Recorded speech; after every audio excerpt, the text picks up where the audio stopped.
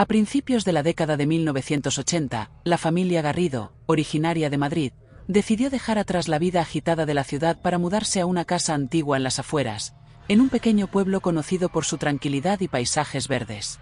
La finca, llamada la Casa de la Abuela, se encontraba aislada en un terreno extenso rodeado de árboles frondosos y un aire de misterio que envolvía el lugar. La casa tenía una fachada de piedra envejecida, grandes ventanales, y una estructura que aún mantenía el aire de las grandes mansiones de principios de siglo. Cuando los Garrido llegaron al pueblo, fueron recibidos con sonrisas amables, pero también con advertencias calladas de algunos vecinos. Muchos hablaban en susurros de los extraños sucesos que habían ocurrido en la finca a lo largo de los años. Sin embargo, la familia no prestó mucha atención a las supersticiones locales. La casa les parecía perfecta, con su gran jardín, espacios amplios y el aire fresco del campo. Además, el precio que habían pagado por ella era mucho más bajo que el de otras propiedades en la zona. Una oportunidad que no podían dejar pasar. Durante las primeras semanas, todo parecía normal. El matrimonio, compuesto por Luis y Carmen Garrido, y sus dos hijos, Marta, de 7 años, y Pablo, de 15, disfrutaban de la tranquilidad del lugar. El gran jardín les daba espacio para caminar y explorar, y la casa, aunque algo deteriorada, tenía un encanto especial con sus muebles antiguos, chimeneas y techos altos. Fue Marta, la pequeña de la familia, quien descubrió el pozo. Un día de otoño, mientras jugaba cerca de la parte trasera del jardín, tropezó con un montón de hojas secas y descubrió una estructura de piedra oculta por la maleza. Era un pozo, antiguo, cubierto por una losa de piedra rota. Al asomarse, vio algo que la heló por completo, una figura pequeña, como la de una niña, observándola desde las sombras. La figura, sin rostro, vestía un vestido blanco y sus ojos eran oscuros y vacíos. Marta, paralizada, sintió un escalofrío recorrer su cuerpo y un susurro extraño llegó a sus oídos, como si la niña le estuviera llamando. «Marta, Marta». Confusa y aterrada, la niña corrió de vuelta a la casa, pero no dijo nada a sus padres. A pesar de la sensación incómoda que había sentido, Marta trató de convencer a sí misma de que lo que había visto había sido un producto de su imaginación. Sin embargo, esa misma noche, cuando se acomodaba en su cama, las sombras de su habitación parecían moverse de una forma extraña, y los murmullos que había escuchado en el jardín volvían a su mente. Al principio, la familia no prestó mucha atención a los extraños comportamientos de Marta. Los padres pensaron que era solo un trastorno pasajero, propio de su edad. Pero pronto, las cosas empezaron a intensificarse.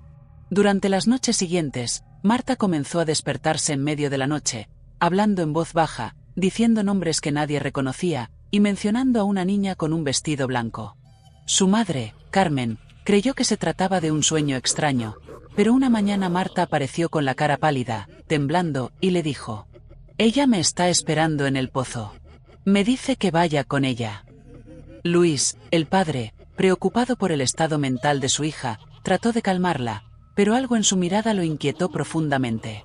Parecía como si Marta no estuviera del todo allí, como si algo más estuviera tomando control de su mente.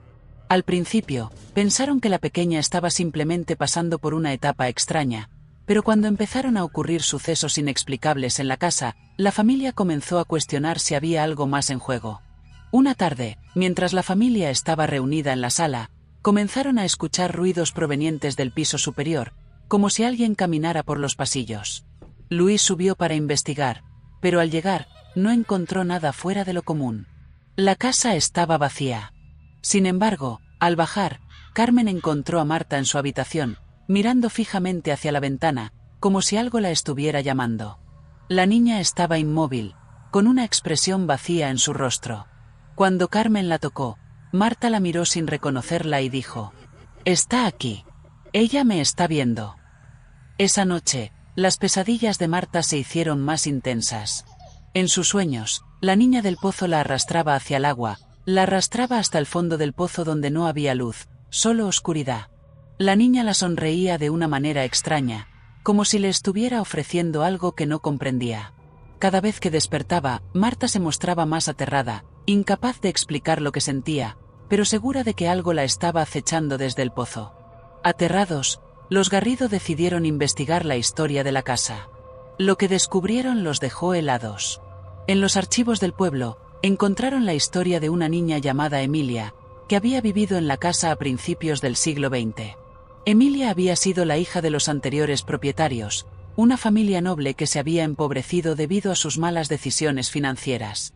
La niña había muerto en circunstancias misteriosas, supuestamente ahogada en el pozo tras una disputa familiar.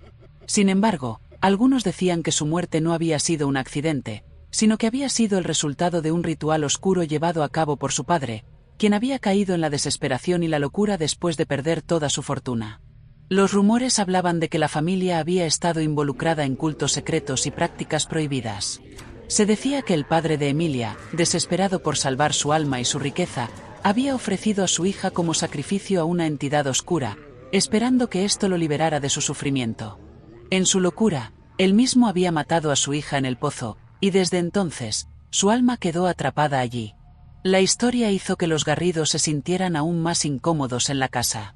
Marta, quien había sido la más afectada por los sucesos extraños, comenzó a mostrar signos de agotamiento físico y mental. Comenzaba a hablar en un idioma extraño, que nadie podía identificar, y los susurros provenientes del pozo parecían intensificarse cada vez más. Finalmente, Carmen decidió que debía hacer algo para liberar a su hija del oscuro influjo que parecía haberla poseído. Con la ayuda de un sacerdote local, los Garrido realizaron un ritual de purificación en la casa. Durante la ceremonia, el aire en la finca se volvió denso, y las velas que habían encendido parpadearon violentamente. La atmósfera se cargó de una energía extraña y palpable, como si algo estuviera resistiéndose al ritual. De repente, el suelo tembló ligeramente y una sombra oscura apareció en la esquina de la sala. Era una figura etérea, con el rostro demacrado de una niña, con los ojos vacíos y un vestido blanco que flotaba como si no tuviera peso. Marta gritó con desesperación, señalando hacia la figura. «Ella está aquí. Me quiere llevar». La figura desapareció en un destello de oscuridad, y la casa quedó en silencio absoluto. Después de ese día, los Garrido decidieron abandonar la finca. Nadie más se atrevió a vivir en la casa de la abuela, y el pozo fue cubierto con piedras y maleza. Pero las leyendas persisten. Los aldeanos cuentan que en las noches sin luna, si uno se acerca lo suficiente, puede escuchar el eco de una risa infantil proveniente del fondo del pozo, o ver una figura blanca asomándose por las ventanas rotas de la casa. Algunos juran haber visto los ojos de la niña observándolos, esperando a que alguien más cruce su camino.